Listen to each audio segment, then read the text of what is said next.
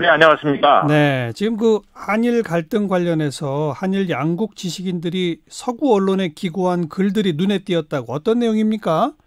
네, 뭐 우연히 비슷한 시기였겠지만은 일본 아사히 신문의 대기자하면서 국제 문제 전문가로 잘 알려졌죠. 후나바시 요이치 기자가 영국의 파이낸셜 타임즈에 그리고 우리나라 세종대학교에 근무하시죠. 호사카 유지 교수가 스페인의 라라송이라고 하는 일간지에 각각 기고문을 냈습니다. 네. 호사카 유지 교수의 글은 그 서구인들이 잘 모른 채 양비론에 빠지기 쉬운 현 상황에서 내용을 좀 잘 정리해 놨다 이런 생각이 들고요. 그다음에 후나바시 기자의 글은 현재 일본 지식인들이 어떤 생각을 가지고 있는지를 우리가 좀 들여다볼 수 있는 그런 기회가 될 것 같습니다. 그럼 먼저 그 후나바시 기자 기고문 내용부터 좀 볼까요? 네, 말씀드렸다시피 후나바시 기자는 그 일본 아사히 신문의 대기자이면서 한국을 포함해서 전 세계에 잘 알려진 그 일본의 대표적인 국제 문제 전문 기자인데요.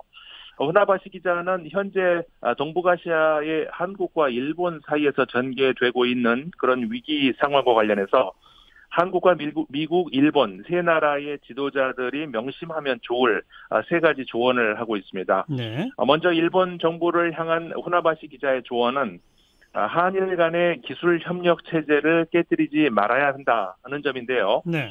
기자는 일본 정부가 전 세계 시장의 글로벌 공급 사슬, 그러니까는 일본과 한국이 서로 각자의 생산 영역에 집중을 하면서 무역 활동을 유지를 해야 된다라고 이야기를 하고 있는데요. 예. 두 가지 점에서 그렇다는 겁니다. 첫 번째로 한일 두 나라의 상호 이해관계 를 다시 말해서 두 나라 모두에게 이익이 돌아가는 그런 문제다라는 것이고, 두 번째는 그렇게 해야 국제사회의 그 공리적인 책임을 또 다할 수 있을 것이다, 이런 내용입니다. 그러니까 일본은 한일 간 무역 관계 유지하는 게 좋다. 그래야 양국 간 실리적으로나 또 국제적인 공리적 명분으로나 좋은 길이다. 이걸 일본 정부에 주문했다 이거죠. 네, 그렇습니다.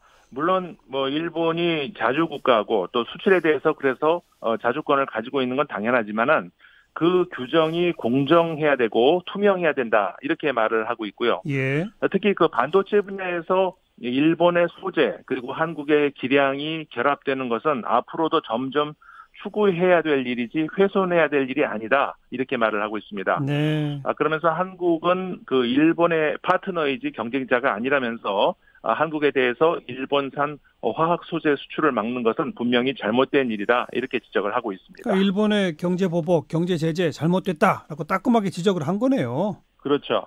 그리고 후나바시 기자는 한국에 대해서도 이제 충고를 하고 있는데요. 예. 자국 법원의 결정을 존중하는 것, 그 다음에 국제법을 지키는 것, 그 두 사이에 적절한 균형을 찾을 필요가 있다, 뭐 이런 조언을 하고 있습니다. 그 균형이라는 게 무슨 말이죠?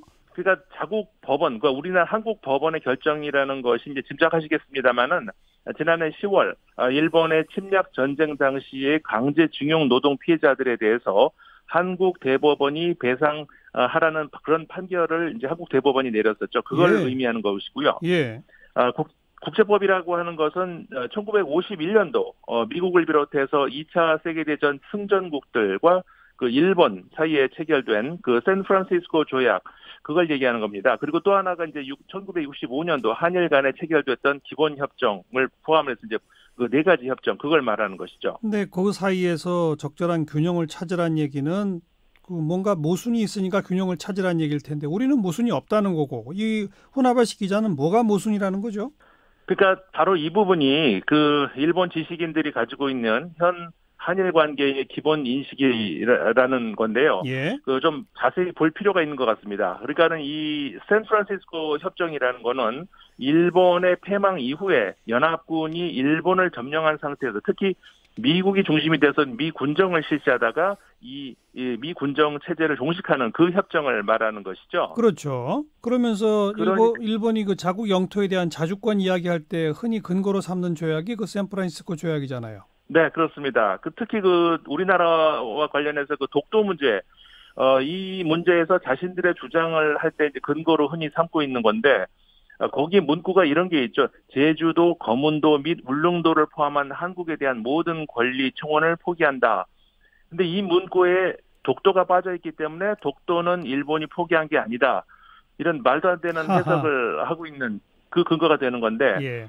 더구나 그 독도가 초안 문구에는 들어갔다가 왜 최종안에 빠졌는지 이거를 살펴보면 더더욱 일본의 그 아주 더러운 야욕이 드러나게 되는 그런 그 문제가 있는 건데 어쨌든 이 샌프란시스코 조약의 악의적인 또 자의적인 해석으로 전후 자신들의 권리를 생각하고 있기 때문에 이 한국과의 그 분쟁과 관련해서는 적절한 근거가 되기 어렵다 이런 지적들이 많이 있는 게 사실이죠. 그렇죠.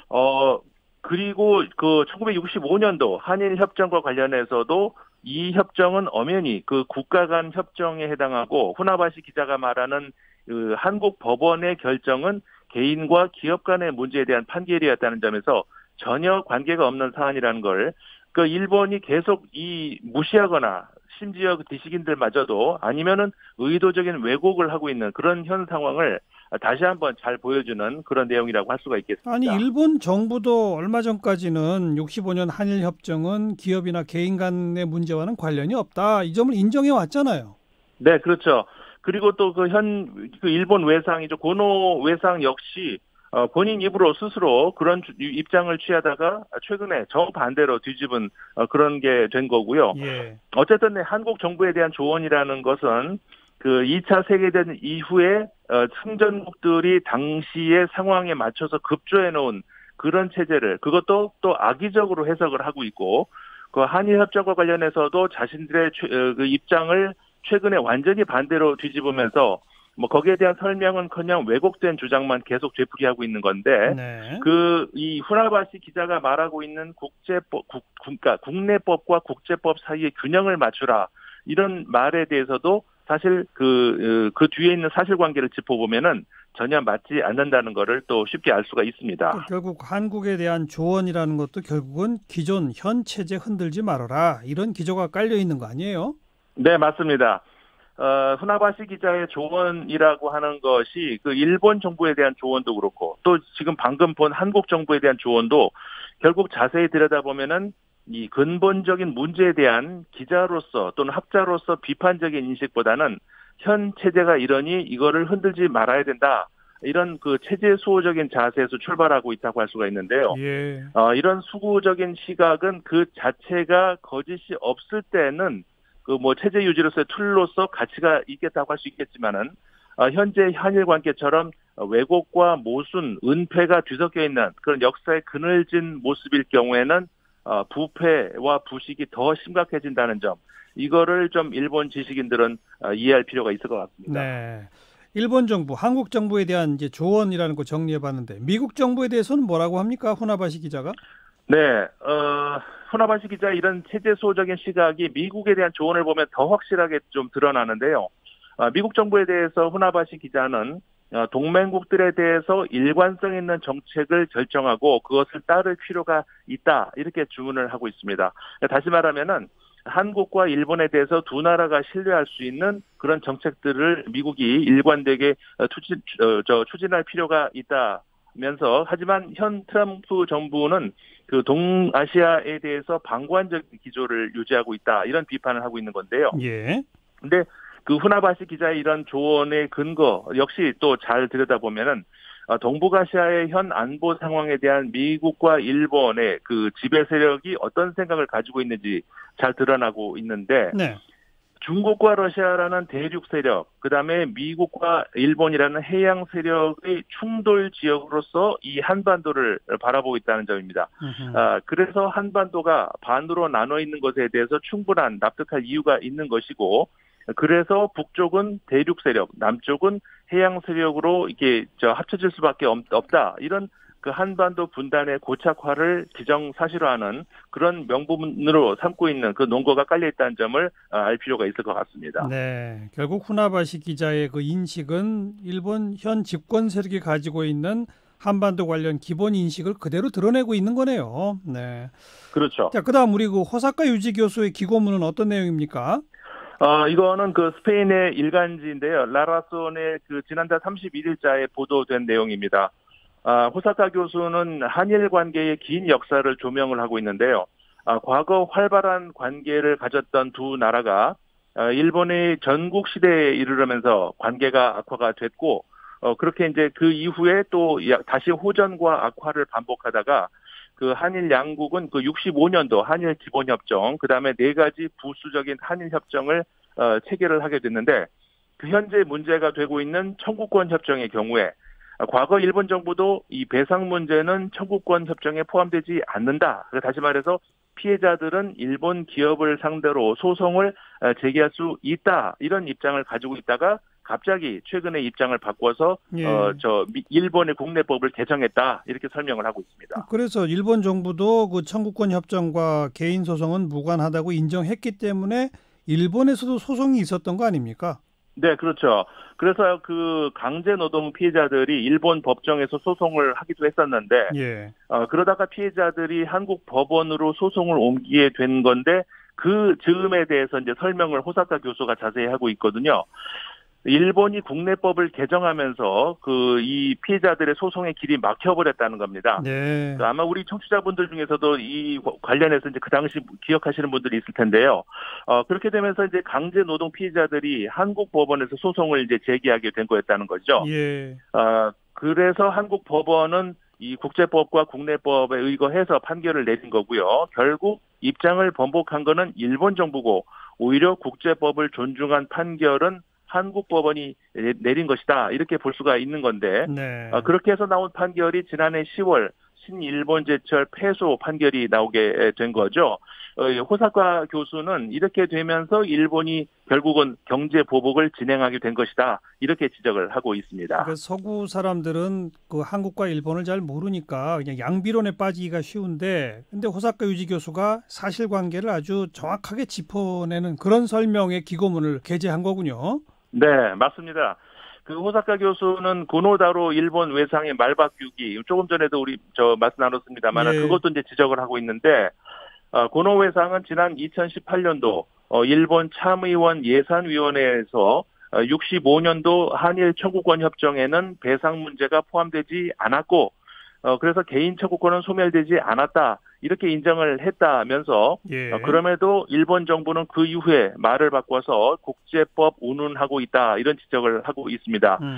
그 이후에 한국 정부는 일본과 한국 기업이 참여하는 기금 조성을 제안했지만 일본이 거절했고 또 G20 정상회의 당시에도 한국이 한일 정상회담을 제안했지만 또 일본이 거부했다면서 그러다가 지난 7월 갑자기 한국에 대한 그 수출 규제를 발표하게 이르렀다. 이렇게 호사카 교수가 지적을 하고 있습니다. 네, 이런 기고문이 좀 더 많아져야 되겠네요. 지금까지 그 서구 언론에 등장하는 한일 관계 관련 기사들을 보면 제대로 사실관계를 잘 모르는 기사들이 많았지 않았어요? 네, 맞습니다.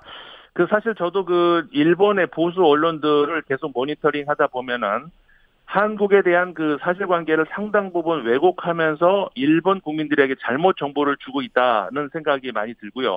그리고 또 이 서구 언론들 역시 마찬가지입니다. 현재의 한일 갈등 문제가 뭐 흔히 볼 수 있는 그 이웃 국가들 간의 전형적인 분쟁 뭐 그 정도로 생각을 하고 있는 경우가 많은데 결국은 이렇게 얘기를 해야 될 것 같습니다.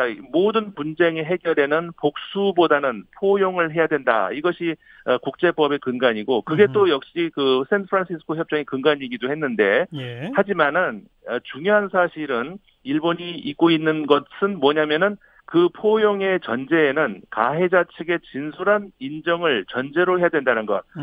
그리고 국제법을 포함한 모든 법적 판단의 근거에는 그 국가 간의 밀실 합의보다도 또 힘의 논리로 만들어진 밀실 협정보다도 인권이 모든 것의 중심이 돼야 된다는 것. 역시 그 현재 모든 국제법의 근간이 되고 있는 그런 정신이라는 점. 이거를 일본이 이해해야 될 필요가 있을 것 같은데요. 호사카 유지 교수 역시 이 기고문의 말미에서 인권을 중심으로 하는 해결책 그리고 일본은 독일과 같이 과거의 청산을 제대로 할 때 그때 한일 관계는 정상 궤도에 들어올 수 있다 이렇게 조언을 하고 있습니다. 네, 호사카 유지 교수는 귀화해서 한국 분이세요. 이름은 일본 이름을 쓰시지만 여기까지입니다. 수고하셨어요. 네, 고맙습니다. 국제문제평론가 인문결연구소 임상훈 소장이었습니다.